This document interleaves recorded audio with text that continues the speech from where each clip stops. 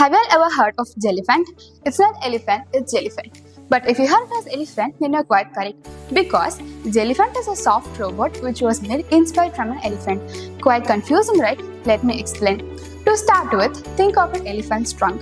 When it is playing with its other playmates, or if it has to scrap around its body, then the trunk is soft.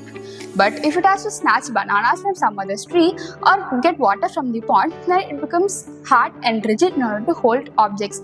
So isn't it amazing that the animals can change the stiffness of it whenever necessary? And what if we bring this characteristic of living animals into robots? This is where soft robotics comes into play. So what is soft robotics? It is a field where the scientists use things like silicone, rubber, gel, etc. instead of hard ones in order to make the robot flexible. This can be done by a technique called jamming, which is basically changing the stiffness and shape of the robot. It includes three types of jamming, which are granular jamming, fiber jamming, and layer jamming. So let me explain you what is granular jamming. Imagine you go to a supermarket and you find a bag of bean. You can see that it is packed in a vacuum packed bag and it is very rigid because it is tightly packed and there is no air present in. But once you reach home and you open the bag, then the air rushes in and now the bean can easily move here and there. So this is known as granular jamming, where a substance can reversibly change from a fluid-like state to solid-like state when the vacuum pressure is applied.